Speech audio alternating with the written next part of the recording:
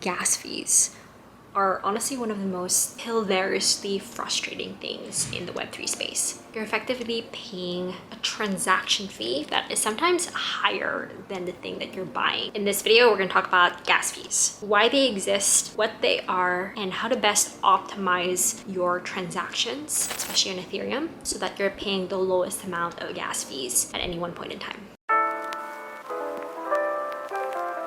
Gas fees are what you might think as transaction fees so that you can make a transaction on the blockchain. Since the blockchain is decentralized, or there's no one bank or no one company that is governing the decisions that are made, the blockchain is then validated by a network of other computers or miners or validators in the system, so that these people are incentivized to make sure that the transactions are done correctly. They are given rewards for validating these transactions. You can roughly think about them as transaction fees. So for example, you are trying to rent a cabin or a place on Airbnb. You pay Airbnb a transaction fee, or in this case, a service fee, so that they can make that transaction happen smoothly. Same for blockchain. In this case, it's called a gas fee. The interesting thing and difference with this Airbnb example, though, is that you or I can be a validator or miner. We can be on the other side of the network and be one of those people or computers that validates these transactions. More about how the blockchain works in that way and how you can be a validator of transactions over here. Let's break down the components of a gas fee. Gas fees are calculated like this. The total gas price consists of work, or how much work a computer needs to do to validate a transaction, times the gas price per unit of work. This gas price is denominated in what we call gwei. Gwei means gigawei, which is a billionth of wei, and wei is the smallest denomination of ether. You don't need to know the specifics of it, you just need to know that gwei is the way that gas price per unit is denominated in Ethereum. We're going to be focusing mostly on gas fees on Ethereum because that's really where most of the controversy or the issue is, since gas fees are so expensive in Ethereum, whereas on other chains it's much, much cheaper and therefore negligible and not worth talking about. Gas fees vary based on three main things. The first way it varies is based on the network or blockchain. The second way it varies is based on the type of transaction. And the third way it varies is based on when you make that transaction. First, let's talk about the network. Not all blockchains or networks are made equal. As I've already mentioned, Ethereum has the highest amount of gas fees. For example, Solana has very, very, very low gas fees. If I try to make a transaction in Solana using my wallet, you'll see that the gas fee is so negligible, less of a cent. Ethereum, on the other hand, has very high gas fees. Nowadays, it goes from $50 per transaction to $100 or $200 per transaction. It's insanely expensive to make a transaction in Ethereum.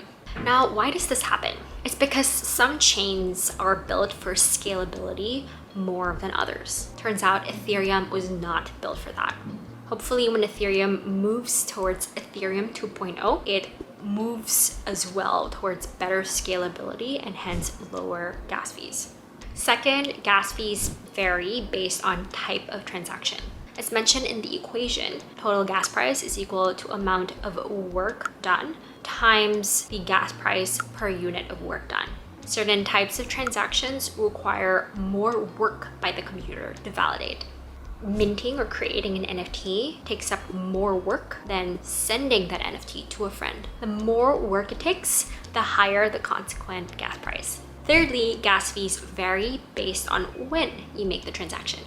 So it's not particularly the time that matters. It's more if at a certain time, a lot of other people are also making transactions, then you're effectively competing against all these other people trying to validate their transactions on the blockchain. There's only a certain number of miners or validators that are available at one point in time, and they need to carry the demand of all of the people who are trying to validate their transactions. If there's a lot of demand at a certain point in time, then gas wars start and people are bidding higher and higher and higher so that their block of transaction gets prioritized by the blockchain. If you recall, part of the gas fee is the reward that is given to the miner or the validator for validating the transaction. These validators are incentivized by higher rewards or tips.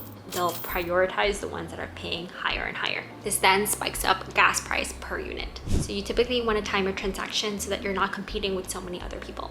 So some practical tips for navigating these gas fees so that you still make the transaction that you want, but at a lower gas price. I have 3 tips for you.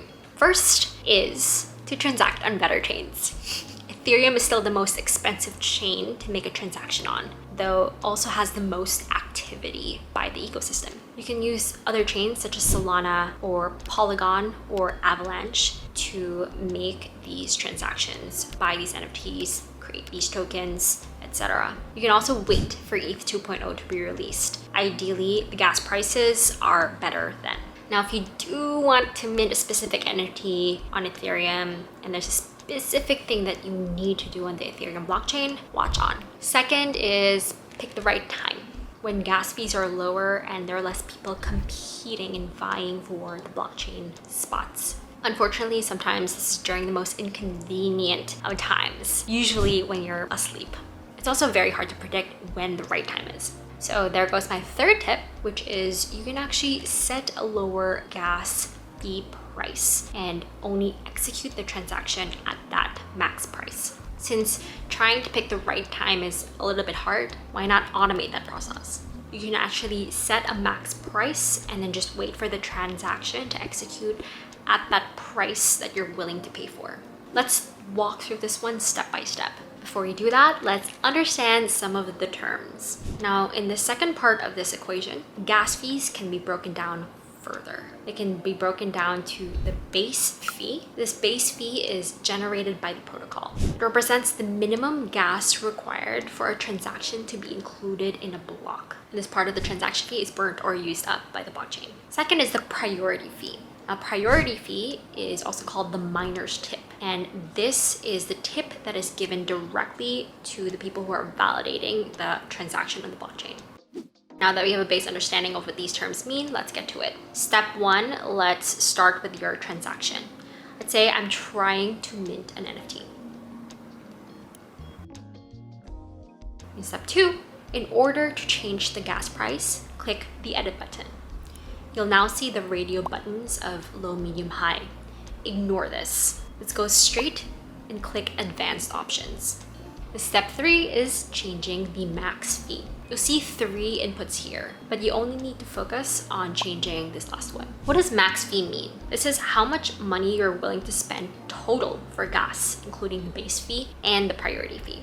By default, it displays the current going price of gas, and you can change it to whatever price you are willing to pay for gas. And the transaction will go through when the network gas price falls to that level.